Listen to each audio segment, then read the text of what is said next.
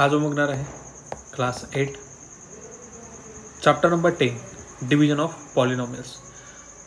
आता याच्यात डिव्हिजन जी आपल्याला दिलेली आहे, ठीक आहे. आता पॉलिनॉमियल्स म्हणजे काय आपल्याला हे पण बघायचं आहे आणि डिव्हिजन आपल्याला माहितीच आहे. डिव्हिजन तर आपल्याला 4थी 5वी 6वीत आपण शिकलेलं होतं, ठीक आहे. यात आपल्याला मेन काय आहे तर फर्स्ट आहे मोनोमियल म्हणजे काय असतात, बायनोमियल्स म्हणजे काय असतात, त्याच्यानंतर पॉलिनॉमियल्स म्हणजे काय असतात, हे आपल्याला सगळं बेसिक समजून घ्यायचं आहे, ठीक आहे. बघा त्याआधी आपल्याला काय बघायचं आहे, कोएफिशियंट आणि व्हेरिएबल्स हे काय असतात, ठीक आहे. जसं फॉर एक्झाम्पल आपण इथे 11m असं एक व्हेरिएबल घेतलं, म्हणजे 11m असं आपण एक इक्वेशन घेतलं, ठीक आहे. त्याच्यातला हा जो 11 आहे याला काय म्हणतो तो आपण कोएफिशियंट म्हणतो.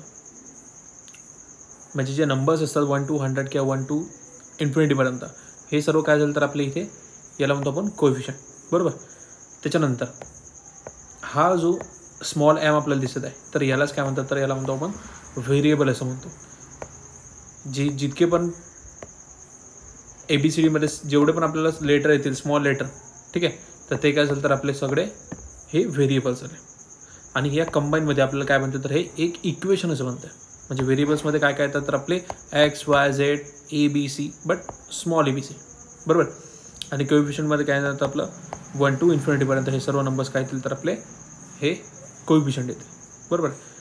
आता याच्यातच थोडा ॲडव्हान्समध्ये जर मी इथं याच्यावर स्क्वेअर दिला किंवा याच्यावर जर 3 दिला तर याला काय म्हणतो आपण तर याला क्यूबसुद्धा म्हणतो, यालाच याला क्यूबसुद्धा म्हणतो किंवा इंडेक्स किंवा पॉवर हे सुद्धा काय तर याला वर्ड्स आहे, ठीक आहे. यालाच आपण काय तर इंडेक्स पॉवर हे सुद्धा आपण त्याला म्हणू शकतो, बरोबर. त्याच्यानंतर आपला डिग्री ऑफ पॉलिनॉमियल्स म्हणजे काय होते, काय असते द डिग्री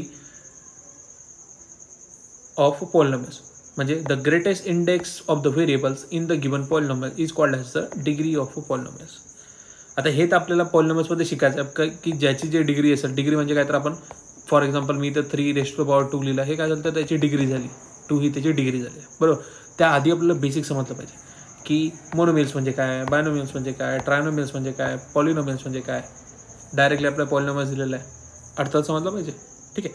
फर्स्ट मोनोमियल्स म्हणजे काय की ज्याच्यात फक्त आपल्याला एक टर्म अशी दिलेली असते. फॉर एक्झाम्पल आपण इथं 4x घेतलेला आहे किंवा आपण याला 15x 70x हे काय झालं तर एक टर्म झाली मोनोमियलची, ज्यात आपल्याला फक्त एक हा कोएफिशियंट आणि दुसरा आपला व्हेरिएबल दिलेला असतो, बरोबर. त्याच्यानंतर सेकंड आहे आपला मोनोमियल्स. मोनोमियल्समध्ये काय असतात तर कोएफिशियंट आणि व्हेरिएबलची अशा 2 पेयर्स राहतात. इथे सिंगल पेअर आहे, इथे आपल्या काय तर आपला पेयर्स दिलेले आहेत 2च्या. जसं की 2x - 3y काय झालं तर हे बायनोमियल्स म्हणजे 2 याचं एक पेअर बनलेली आहे आपली, ठीक आहे. त्याच्यानंतर आपल्याला दिलेलं आहे इथे ट्रायनोमियल. ट्रायनोमियल म्हणजे काय असतं तर आपल्या 3 पेयर्स बनतात. 3x + 7x घेऊ शकतो प्लस 14y काय झालं तर आपले हे 3 टर्म झाले, बरोबर आहे. किंवा मी याला काही करू शकतो इथे z घेऊ, काय हरकत आहे, बरोबर. हे काय झालं तर आपले ट्रायनोमियल झालं, ठीक आहे. त्याच्यानंतर आपलं आहे पॉलिनॉमियल्स. पॉलिनॉमियल्समध्ये काय असतं तर 3 पेक्षा जास्त टर्म्स म्हणजे 4 किंवा 4पेक्षा जास्त टर्म्स याच्यात राहतात. जसं की ही फर्स्ट टर्म झाली, ही सेकंड टर्म झाली, ही थर्ड टर्म झाली, ही लास्टची आपली 4th टर्म. हे काय झालं तर याच्यात पॉलिनॉमियल्स म्हणजे 4पेक्षा जास्त टर्म, त्याला म्हणतो आपण polynomials. 21m² divided by 7m असं दिलेलं आहे इक्वेशन, ठीक आहे. बघा आता याला सॉल्व कसं करायचं. आपण साधं डिव्हिजन आपल्याला येते, ठीक आहे. याला मी 7/21 करतो. आता 7च्या मध्ये 21 येते, 7 3 येतो आपला 21. हे बेसिक आहे. फक्त काय आहे की इथं आपल्याला व्हेरिएबल दिलेलं आहे. फॉर एक्झाम्पल इथं आपण m² लिहून टाकू, बरोबर. इथे सुद्धा m² होऊन जाईल आपला. आता इथे आपण फक्त 3m हा कसा लिहिला किंवा का आला हे आपल्या इथे बघायचं आहे. बघा सॉल्व कसं करायचं. आता सिम्पली काय करू आपण याला तर 7m इथे लिहून घेऊया, बरोबर. आणि दुसरी जी व्हॅल्यू दिली आपल्याला 21m² अशी व्हॅल्यू दिलेली आहे. तर आपण काय तर m² म्हटल्यानंतर आपण काय लिहू 21 × m × m. m²चा अर्थ असाच होतो, बरोबर आहे. आणि इथे लिहू आपण 7m, बरोबर आहे. मी याला लिहून घेतलं. आता हा एम कॅन्सल करू, हा एम कॅन्सल करू, बरोबर. मग आता इथे आपल्याला काय राहिलं आहे, 7 1 जार 7, 7 3 जार 21, म्हणजे आपलं व्हॅल्यू काय राहिली आहे तर इथे 3m हीच व्हॅल्यू बाकी आहे, बरोबर आहे. म्हणजे आपण इथं आन्सर बरोबर लिहिलं आपलं. आणि ही एक्सप्लेनेशनमध्ये काय आहे तर सिम्पली 7m काय झाला तर आपला हा आपला डिवायझर, बरोबर आहे. त्याच्यानंतर 21 हा आपला आहे डिव्हिडंट, बरोबर. आणि कोइशंट काय तर आपला हा सेंटरमध्ये लिहिला आपण 3mला. आता हे जे कोइशंट आणि रिमाइंडर आहे हे आपल्याला कंपल्सरी इथे लिहिणे आवश्यकच आहे. कोइशंट किती आला तर आपला हा 3m आलेला आहे, रिमाइंडर आपला 0 आलेला. ठीक आहे, चला नेक्स्ट बघूया. सेकंडमध्ये काय म्हटलं तर आपल्याला इथे दिलं आपल्याला 10 आणि 40, म्हणजे 10च्या टेबल आपला 14 दिलं. 10a³ डिवायडेड बाय दिलं आपला -10a, बरोबर. म्हणजे सिम्पली 10ने आपल्याला 14ला डिवाइड करायचं म्हणणं आहे. मग आपण त्याला सिम्पल डिवाइड करून घेऊया. मायनस नाही देत मी, ते व्हेरिएबलसुद्धा देत नाही, फक्त आपण साधं डिव्हिजन करून घेऊया. ठीक आहे, मग 10च्या टेबलमध्ये किती येणार आपला 10 4 जार 40 येतो, बरोबर आहे. आता इथं a³ व्हॅल्यू जसं तशी लिहिली, इथे a³ व्हॅल्यू जसं तशी लिहिली, इथे हे जसं तसं. सिम्पली काय म्हणणं याचं तर बघा, आपल्याला काय म्हटलं आहे की -10a दिलेलं आहे, बरोबर. आणि त्याला डिवाइड करायचं आपल्याला 14a³नी. म्हणजे याला असंच लिहिलं तरी चालते, 14 multiplied by a multiplied by a multiplied by a divided by -10 multiplied by a, बरोबर आहे. असं लिहिलं तरी चालतं.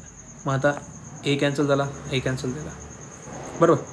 राहिलेली व्हॅल्यू काय काय आपली तर इथे इक्वल टूमध्ये 14 multiplied by a multiplied by a divided by -10 अशीच आहे ना. मी याला इथे सॉल्व करू शकतो. 10 1 जार 10, 10 4 जार किती येते आपलं 40. म्हणजे आपली व्हॅल्यू काय राहणार आहे इथे तर किती वेळा बाकी ए आपला तर 2 वेळा. म्हणजे मला मी लिहू शकतो की 4a². हेच आपला आन्सर आहे, बरोबर आहे. आता कोइशंट किती आपला तर -4a² आहे, रिमाइंडर किती आपला 0, झाला आपला आन्सर.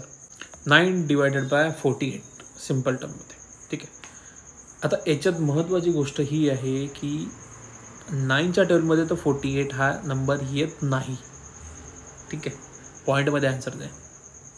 ठीक आहे, तर याला सॉल्व कसं करायचं बघा. आता सिम्पल काय करू आपण तर याला 48 आणि 9 हा कोणत्या एका टेबलमध्ये येते हे आपल्याला पहिलं बघायचं. ठीक आहे, तर सिम्पल आहे 3च्या टेबलमध्ये येतात आणि हा होईल आपला 16 3 जार काय होतो तर आपला 48, बरोबर. आणि हा आपला 3 इथे कॅन्सल. ठीक आहे, म्हणजे आपण याला लिहू शकतो, हे आपलं 16⁻³ हे आपलं आन्सर असं येणार आहे, बरोबर. म्हणजे आपलं -8 आपलं जे -48 जे आपण इथं लिहिलेले आहे ही व्हॅल्यू आपल्याला अशी लिहिली तरी चालते. ठीक आहे, सॉल्व कसं केलं बघितलं ना आपण की हे 2 नंबर कोणत्या एका टेबलमध्ये येतात हे आपण पहिलं बघितलं आहे. तर ते आहे 16 3 जार 48 येते आणि 3 1 जार 3 होते आपला, बरोबर. म्हणून आपला आन्सर किती आला तर 16 डिवायडेड बाय 3 p² आपला आन्सर आहे. याच्यातला कोइशंट किती आहे तर आपला 16⁻³ p² आणि रिमाइंडर आपला इथे 0. फोर्थमध्ये काय दिलं आहे आपल्याला सिम्पली तर 14m⁻5 आणि इथं दिलेलं आहे आपल्याला 13m⁻3. ठीक आहे, तर आता 30च्या टेबलमध्ये तो 14 येत नाही, बरोबर आहे. तर आपण सिम्पली काय करून घेऊया की इथे येणार आपला 14m⁻5 डिवायडेड बाय करू आपण याला 13m⁻3. तर आता आपण चेक करून घेऊया. याचा अर्थ काय की m किती वेळा लिहू शकतो आपण याच्यातला बघा. आता आपण हे बघून घेऊ की 14 आणि 13 हे कोणत्या टेबलमध्ये येतात तर 10च्या. 10 4 जार 40, 10 3 जार येणार आपला किती तर 30 येणार आहे, बरोबर आहे. तर आपण याला कसं लिहिणार आपला आन्सर तर 4⁻³ आपण याला असं लिहू शकतो. म्हणजे आपला आन्सर किती येणार तर इथे 4⁻3, बरोबर. इथे 5मधून 3 गेला, इथे आपला m², बरोबर. म्हणजे आपला आन्सर किती होऊन जाईल इथे तर 14 M raised to the power 5 आणि रिमाइंडर आपला आहे 0. रिमाइंडर आहे 0. कोइशंट किती येणार आपला 4 raised to the power 3 M square. हे झालं आपला इथे आन्सर तयार. ठीक आहे. फिफ्थ बघा किती दिलं आपल्याला तर एक्स रेस्ट टू पॉवर 2 आणि 5x³ मायनस घेतलं आपण इथे 3x³ ला. आता इथे फक्त x स्क्वेअर आहे, याचा अर्थ काय असतं तर आपण याला अज्युम करतो 1 आहे म्हणून. बरोबर आहे. म्हणजे मी याला 1 म्हणजे 1च्या टेबलमध्ये आपला 5 येते. किती येणार आपलं परत 5 1 जार 5. बरोबर आहे. म्हणून आपला इथे काय येणार तर इथे 5x जसा तसा. रिमाइंडर आपला 0. आता 1च्या टेबलमध्ये आपण याला सॉल्व्ह करू शकत नाही, म्हणजे ही व्हॅल्यू आपण काय तर आपली जसच्या तशीच ठेवायची. म्हणजे 0 - 3x आपला आन्सर येणार आहे. म्हणजे आपला रिमाइंडर किती राहणार, किती आपला 3x² आणि 1/x². म्हणजे 3 × x × x राहणार upon x², sorry x × x येणार. बरोबर आहे. म्हणजे x कॅन्सल, परत x कॅन्सल, म्हणजे आपली व्हॅल्यू किती राहील तर इथे ही 3 राहिलेली आहे. बरोबर आहे. म्हणजे आपला आन्सर किती आला तर बरोबर इथे 3 येणार आहे. नेक्स्ट बघूया 6 नंबरमध्ये काय दिलेलं आहे. चला 6 नंबरमध्ये काय दिलं आपल्याला तर 2p² डिवायडेड बाय दिलं आहे 8p³ - 4p². ठीक आहे. 2च्या टर्ममध्ये 8 येतो आपला 2 4 जार. बरोबर. इथे आपला p आला. कसा आला हे पण बघून घेऊ. p³ म्हणजे काय तर 8 × p × p × p आणि इथे किती आपला तर 2 × p × p राहणार आहे. बरोबर.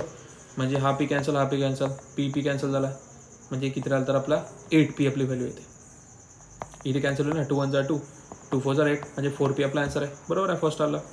त्याच्यानंतर आहे आपला दुसरं टर्म काय झालं आपण तर 8p पहिले कॅन्सल करून घेऊ, 0 आला. सेकंड आपला किती आहे तर हा 4p² आला. बरोबर. मग याला सुद्धा सिम्पली सॉल्व करता येते. किती आहे 4p² upon 2p² equal to 4 × p upon 2 × p आली व्हॅल्यू. p कॅन्सल, परत p कॅन्सल, 2 1 जार 2, 2 2 जार 4. म्हणजे फक्त आन्सर किती येणार आपला 2 हे येणार आहे. राईट. नेक्स्ट आपल्याला दिलेलं आहे इथे 2y² अपॉन 2y³ + 4y² + 3. ठीक आहे. फर्स्ट आपण काय घेणार तर 2 1 जार 2 हे व्हॅल्यू घेतलेली आहे. बरोबर आहे. सेकंड टर्म घेणार आपण तर परत 2 2 जार तो आपला 4 होऊन घेतला आपण इथे 2. याच्यातला y मधला y दोन्ही कॅन्सल, कारण की इथे पण y² इथे पण y² आहे. दोन्ही y कॅन्सल म्हणजे काय राहिले तर व्हॅल्यू फक्त 2च राहिलेली आहे. म्हणून आपला इथे आला 2 मधून 2 गेला 0. इथून आपण ही टर्म खाली घेतली ना तर 2 2 जर आपला 4y² आला. बरोबर आहे. इथे सुद्धा रिमाइंडर आपला 0. बट थर्ड टर्म आपली +3 दिलेली आहे आणि 2च्या मग 3 येत नाही, म्हणून ही टर्म इथे आपली संपलेली आहे. म्हणजे रिमाइंडर आपला किती आला तर 0 + 3 रिमाइंडर येणार आहे.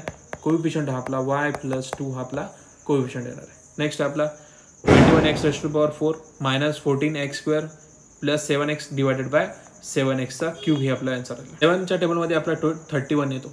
सॉरी 7च्या टेबलमध्ये आपला 21 येतो. 7 3 = 21. म्हणजे आपला इथे किती आहे तर इथे 7x. बघा 21x⁴ दिली व्हॅल्यू, इथे आपल्याला 7x⁴ दिली आहे. म्हणजे 7 × x × x 3 टाइम्स आला. इथे 21 × x × x 4 टाइम्स आला. बरोबर आहे. मग आता 1 2 1 2 3 3 लास्ट आपला एक काय तर 4 बाकी आहे. बरोबर.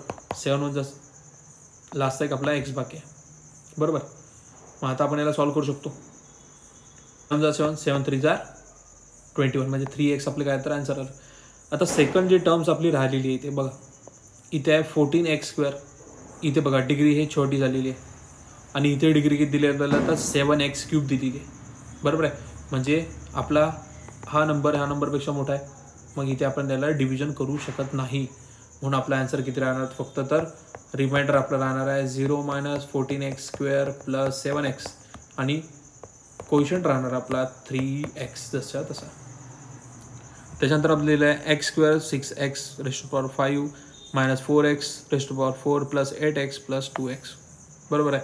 2च्या टर्ममध्ये 6 येतो आपला, म्हणजे आपण याला कॅन्सल करू शकतो. तर आपला आन्सर किती आला तर इथे 3x⁴ आला आहे. बरोबर. म्हणजे रिमाइंडर आपला 0 आला. त्याच्यानंतर सेकंड टर्म कोणती आपले तर 4 आपण इथे घेतला आहे खाली. 2च्या टर्ममध्ये 4 येतो. 2 2 जार 4 बरोबर, म्हणजे रिमाइंडर आपला 0 आला. त्याच्यानंतर टर्म आपली आहे 8ची. 2च्या टर्ममध्ये 2 4 जार आपला 8 आला. बरोबर आहे, म्हणजे रिमाइंडर आपला 0 आला. त्याच्यानंतर 2 1 जार 2. बरोबर, म्हणजे रिमाइंडर आपला इथे 0. रिमाइंडर आपला 0 आहे. क्वेश्चन किती आलं तर आपला 3x³ - 2x² + 4x + 1 हे झालं आपलं आन्सर. त्यानंतर लास्ट टर्म आपल्याला दिलेली आहे 25m⁴ - 15m³ + 1. ठीक आहे, म्हणजे 5m³ आपल्याला 25 आपला जातो. कसा जातो तर 5 5 = 25. ठीक आहे, म्हणजे इथे आपला किती आलं तर 3m आलेला आहे. म्हणजे 25 आपला मायनस होईल, इथं रिमाइंडर आपला 0. नेक्स्ट टर्म किती आपली तर 5 3 येतो आपला 15. बरोबर, इथे 3 येणार आपला, इथे 15. रिमाइंडर आपला 0. 5 2 येतो आपला. आता नेक्स्ट जी टर्म आहे इथे बघा आपल्याला किती राहिला तर याची डिग्री 1 आहे आणि याची डिग्री किती आहे तर आपली 3 आहे. म्हणजे आपण याला पुढे सॉल्व्ह करू शकत नाही. बरोबर आहे, म्हणजे आपला आन्सर काय काय आलं इथे तर रिमाइंडर किती आला तर आपला 0 + 10m + 8 आला आणि कोएफिशियंट किती आला तर आपला 5m - 3 आपला आन्सर आलेला आहे.